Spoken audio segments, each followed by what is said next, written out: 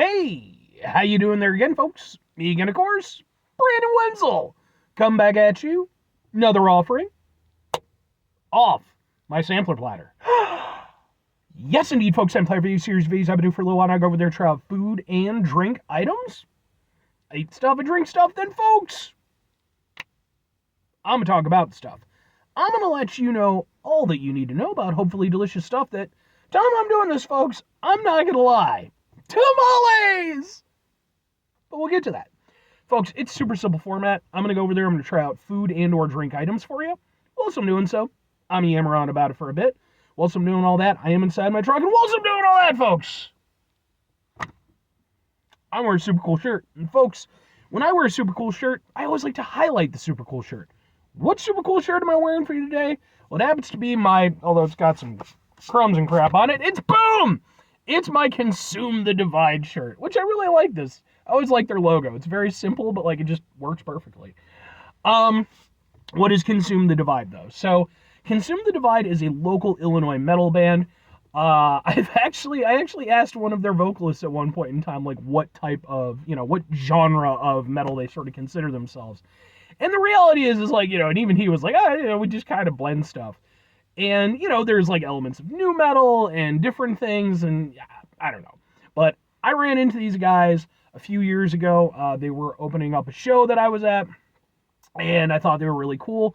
And then I was fortunate, some years later, I actually ran into them again, and I was like, oh shit, yeah, these guys, they're fucking awesome.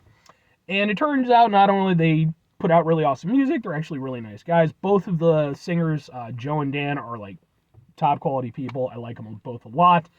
And I've been fortunate enough to see them perform a couple times now. I've gone over there. I've actually got videos of said performances on the channel, just in case maybe you want to check them out. If nothing else, I'd be more than happy to point you in the right direction as far as their music goes, because I think they're a really incredible band. But anyway, what am I trying for you today, folks? What are we doing here? Tamales, eh? Yeah. So I had to go over there and take care of a couple little, nuanced things, some chores throughout the day. And I found myself in a little bit of an area that, I'm not in that often.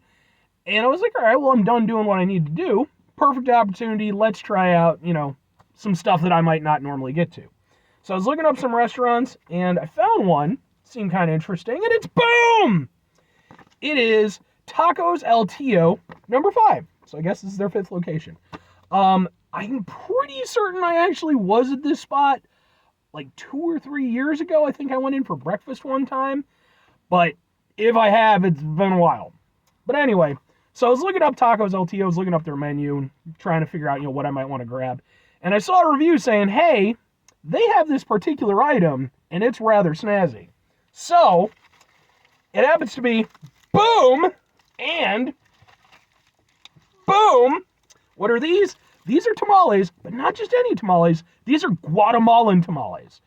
And I had to look up the difference. So I guess the difference between Guatemalan and Mexican tamales is that Mexican tamales use a corn husk for the coating, and they tend to be a little bit smaller. Guatemalan tamales, they use a banana leaf, and they tend to be a little bit bigger. So I got them with pork, and I got one just normal, and I got one with spicy. So let's try out the normal one first. Where's the thing? There it is. Ooh, okay, yeah. Banana leaf. Ooh, and I will say this, the banana leaf, it creates a very different fragrance, very unique. Okay, let's open this up. Ooh, yes. Yeah, this is something I'm going to need a fork for, I think. Ooh, but boy, oh boy, does that look good. Okay. And then let's get a thing for the thing. It kind of looks like maybe over here a little bit better, yeah. Ha! Tamale. All right, let's get a fork and such. Knife. The fork. Where's the fork? There's a fork. I gotta come prepared, folks. All right. Let's give this a shot. Actually, I do have a plate, so fuck it. We'll just put it on the plate. All right. Ooh, that is like super easy to cut through. Okay. I wasn't expecting that. No! Did I break the fork? No, I think it's fine. Alright, let's give this a go.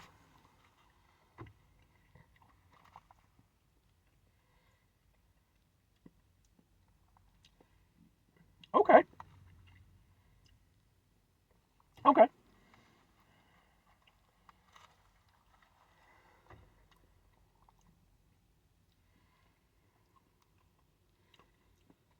Not bad. Not bad at all. So, I mean, I'm used to tamales more, I guess, in the Mexican style. So, like, the ones that are more solid, you can, like, pick them up and hold them. This ain't that. There ain't no way in hell I could have picked this up and held it. It's like the actual, like, the corn part of it is almost like a corn meal at this point. Like, it's very, like, I don't even need the knife. It's real easy to go through. And the pork itself seems to be kind of, I guess, mixed within.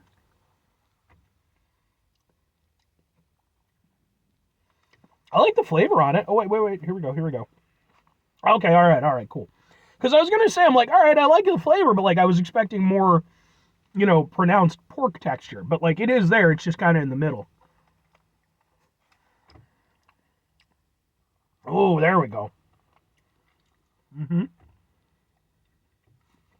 Yeah. There's a bone in it. Okay. To be fair, I know that certain types of cuisines leave the bone in for things. I don't know if that's supposed to be the case in this instance or not. I wasn't expecting it for a tamale, but, yeah,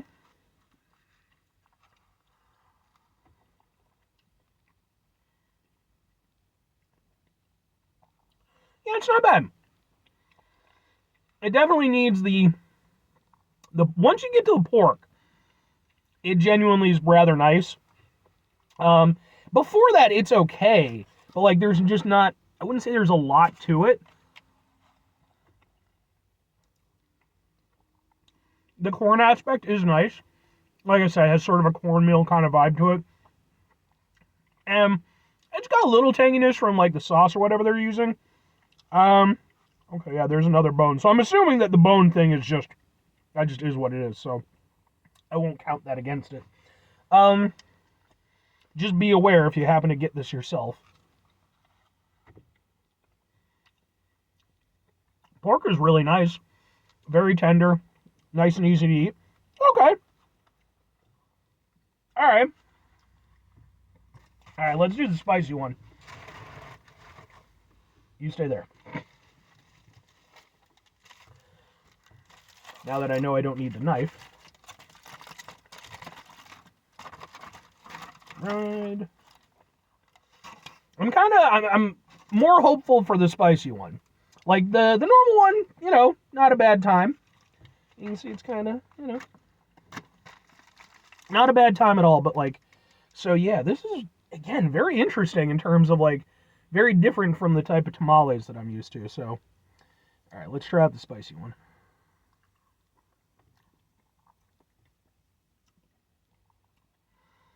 Okay.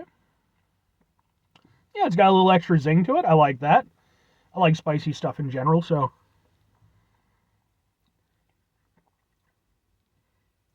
Okay. It's got, like, a big old pepper right in the middle. Really. That I probably could have used for the, oh,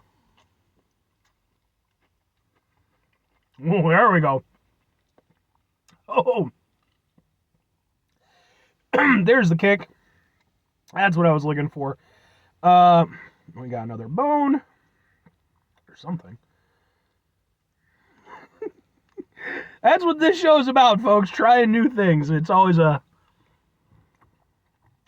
interesting exploration of various types of cuisine. Okay.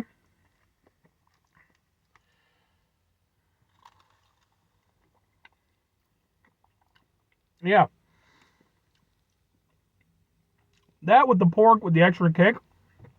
Yeah, I definitely prefer the spicy ones to the normal ones. They're both good, but yeah, I definitely think the spicy ones win out for me. And the spice level, like, yeah, you do get some kick to it, but it's not unreasonable, especially when you get the pepper with everything else when you kind of mix it in. Um, it gives you a nice jolt. Doesn't really go to the back of your throat, but it kind of warms your mouth a little bit. Yeah, it's nice. Okay. All right. Well, two questions have to be asked. Thing. Would I get it again? Would I recommend it? I'm gonna go with yes and yes, albeit somewhat tentatively. So I feel like in this instance, this is one of those things where my ignorance works against me, as typically ignorance tends to do. But just because, again, like, I've had plenty of tamales in my life. I don't know how many tamales I've had. I've had really good tamales. I've even had like South American style ones and stuff like that. Like, I think Colombia, I want to say, I think I did a review of some tamale like things. In this instance, I'm obviously not familiar with the Guatemalan tamales, so I wasn't expecting this. I was expecting a more solid thing. Wasn't expecting the bones to be in there. But I did enjoy it. Like, both of them were good. The spicy one definitely wins out for me, like I said. I think it just offers a more full experience. But even the normal one, it was nice. It's one of those things where, like, I don't prefer these to normal tamales, but at the same time, could I see myself going back and getting these on occasion? Yeah, because they are nice, they're unique, they're a different take on what I'm used to as a tamale. So I do appreciate the fact that, they have that offering, and, that it's just this kind of, again, it's, a different take on something. So I do think I would get it again. But again, it's not going to beat out a normal tamale for me, on average. Now, all that said, if I'm recommending it, yes, but with certain caveats. Again, like, if you're going into it like me, where I'm this guy, be prepared. If anything, hopefully my review can go over there and be, kind of an assist, to go over there and make those decisions for yourselves. Because again, if you're like me and you're just, the normal, the quote unquote normal tamales, this is a very different experience from that. And in some ways, it's unique and really good. And in other ways, you have to kind of stop and scratch your head for a second before you kind of like, oh, okay, But I will say, in both instances, I think these are nice. And I do think that, like, they're not going to be for everybody. I think that the classic style tamales are probably, again, going to be more favorable throughout. But I do think that, if you enjoy yourself some food from south of the United States border, this is an interesting option. And again, it's cool to see a different variation on something that is so ubiquitous, here in, sort of, again, Mexican cuisine and that type of style. So, 5 things before you get out of here. Have yourself a great rest of your day, spectacular rest of the week, monumental rest of the month, stupendous rest of your year. Folks, go over there with yourselves a truly interesting tamale-tastic rest of your life, because that's the thing. Final 2 things. Number 1, try to bring some positivity into the world. It's not always possible. It is, however, always appreciated. But what you do can't do it all the time. I know I can't do it all the time. Here you're going to do, folks.